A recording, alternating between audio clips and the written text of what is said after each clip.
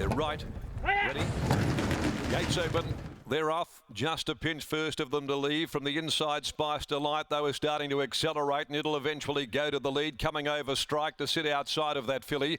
A length and a half away behind those is Born Spicy. Getting right back there is Spirited Session, and settling down a clear last and having to be urged along is Billy Ray. At the 600, though, and Spice Delight goes clear by a length. Strike running second. Just a pinch. A similar margin away, travelling third. Then a length and a half, Born Spicy. Back there as well. With it on the outside, Spirited Session, and still 2 lengths behind them, Billy Ray, as they come around the home turn.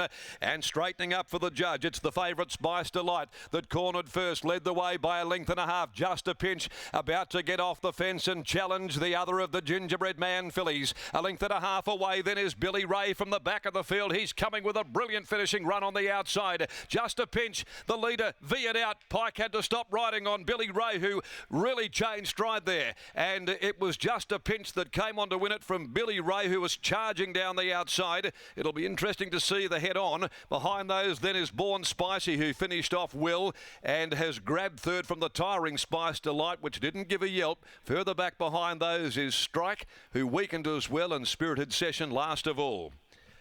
Well, it's an interesting way to start the day. Just a Pinch came off the fence behind Spice Delight, and Billy Ray was thundering down the outside, and he just, whether he laid in or Just a Pinch laid out, it's hard to tell. Impossible to tell, really. So it'll give us a very good indication there when we have a look at the vision head on what the circumstances were, because Pike literally did stop riding there as Billy Ray, who'd made that big move from back there a clear last and was thundering down the outside. Just a Pinch wins the race from Billy Ray. Born Spicy grabbing third. Spice Delight folded up. And certainly it was Just a Pinch that was rolling up the track. Although with the rail right out there at 14 too, it doesn't give you a direct head-on view. But Pete Nucky there having a good peep over the shoulder too after the events there that just unfolded. It was a length and a quarter. It is a margin. A length and a half second and third. 58.92 is the time they posted. 35.49 at the back end of the 1,000 metres there. So it'll be interesting to see if William Pike does have a closer look at this. It's a length and a quarter, as I say, but it really had the momentum, and then just all of a sudden he had to stop riding. It lost that momentum after making the run from last to be there. So we may hear a little more, we may not. It's entirely up to what William Pike decides to do, but certainly the way that it was finishing on, it got right over the hindquarters of Just a Pinch. The winner of the race in Just a Pinch by Gingerbread Man from Mireille, who's been a fabulous producing mare there for Wally Daly, who races this filly, trained by Sean and Jake Casey. It continues their fine run through the late part of summer and early autumn. Peter Nucky in the saddle, defeating Billy Ray by Sebring from Heartache. Certainly was there for those that might have backed it. For Team Williams, W. Pike having his first ride on the 3-year-old. Born Spicy by Gingerbread Man from Born Priceless. Dan and Ben Pearce and Clint Johnston Porter there combining. So race number 2 in the meantime as they head back to the yard. The Crown Perth Maiden over 1200. 3 Devils Ride, 8 Sock Off. Are the scratchings to come out of the next on the card for the 2-year-olds. In the meantime, let's go down to Brittany here, and certainly an intriguing final 100 metres there to the first race for the day. It was indeed, but at the moment it is Just a Pinch coming back into the winner's stall. Sean Casey does join me. And Sean, second up here today, were you expecting a victory from the filly? Yeah, she's been trained on well from the first up run. She's always showed promise in the trials and early racing. So yeah, it was no surprise. And yeah, she's going to, be better as she gets a little bit older and stronger.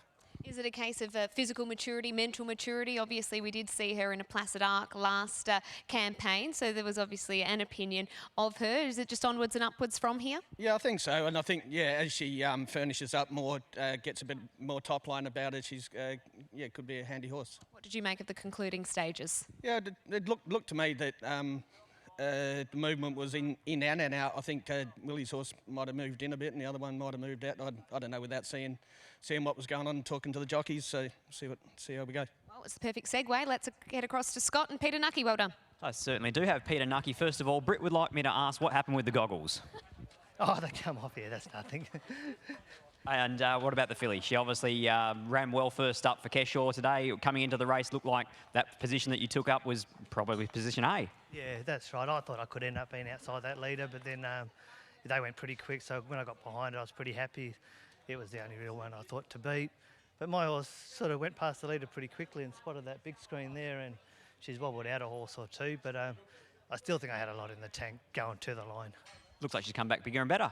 Yeah, it's because she's only a small little filly, but she's well placed today going into that class, and they can find another race for her. I think it won't be far away. Congratulations, well done, Nux. Cheers. There's Peter Nucky. I think he did go off with those. Behind the gates, we could see him with his goggles just on his forehead. I was wondering if he even pulled them down in the end, but perhaps he did. Word seems to be that Willie thinks margin was too great, so I'm not sure if we'll hear any more from that. If you have backed Just a Pinch, it looks like it was equally one going in, one going out. So looks like Just a Pinch takes out race number 1, defeating Billy Ray.